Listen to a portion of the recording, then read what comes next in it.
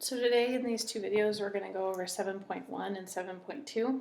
Some of the stuff from 7.1 might seem a little bit far-fetched when we've been talking about trig, or we're going to start to talk about trig, but a lot of angles, arcs, circles, sectors leads into concepts in trig, i.e. the unit circle, that kind of stuff. So we want to make sure we're feeling comfortable with all the terminology.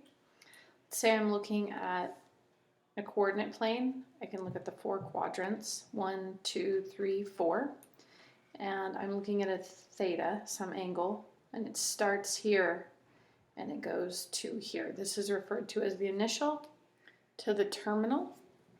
And if I want to talk about coming from this direction to this direction, that's referred to as the coterminal angle. Terminology. Major and minor arcs. Major arcs are greater than 180 degrees, and minor arcs are less than 180 degrees. And of course we could say or pi. Okay. All right.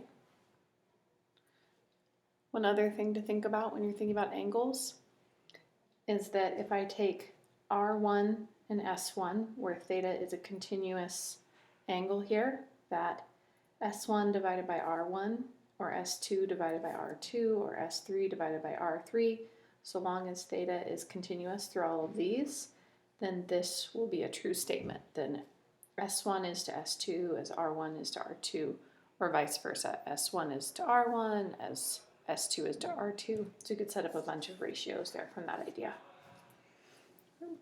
Here's our definitions down here.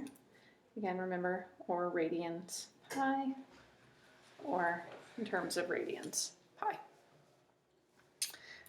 Quick review on radians. 1 radian is equal to this idea right here of theta. So if I were to take a piece of string and stretch it from here to here, and then stretch it along the edge of the circle, we'll call that S1. So if R1 equals S1, then I'm referring to 1 theta, 1 radian, called theta. All right. If you want to think about this in relationship to degrees, I have a circle, I go all the way around, and that's 2 pi goes all the way around once. Halfway around is 180. Okay. So 2 pi is to 360 as 180 is to 1 pi. Okay.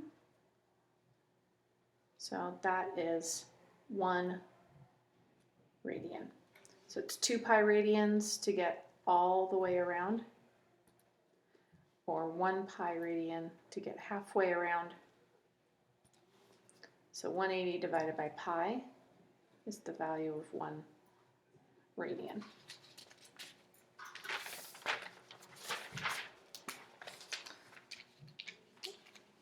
Do a couple of things here. We're going to talk about central angles and arc measures, and we're going to relate it to degrees and radians also. So central angles and arc measures, let's say that this is theta, 85 degrees. So if theta equals 85 degrees, then this measure of this angle right here is also theta, 85 degrees. So just for practice, let's convert that to radians. So 180 over theta equals 1 radian. Okay.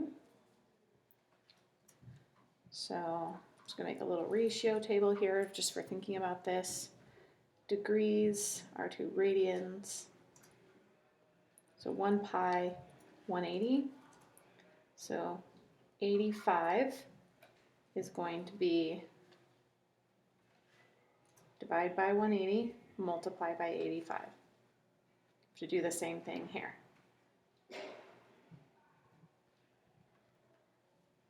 Okay. So if I want theta to be in terms of radians, I'm going to take my degrees, 85 degrees,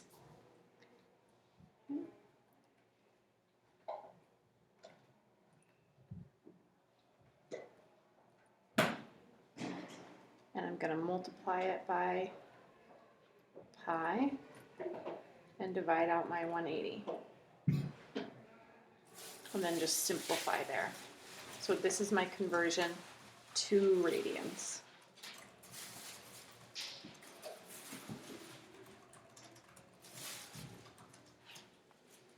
Okay. Inscribed angles are where the back end is on the circle and the 2 points are on the circle. If this is theta, this is double theta. So in other words, if this were 40 degrees, this would be 80 degrees. Arc length is a proportion. So if this were, for example, 90 degrees out of 360, then you're looking at 1/4 or 25% of the circumference. Same idea with sectors. Determine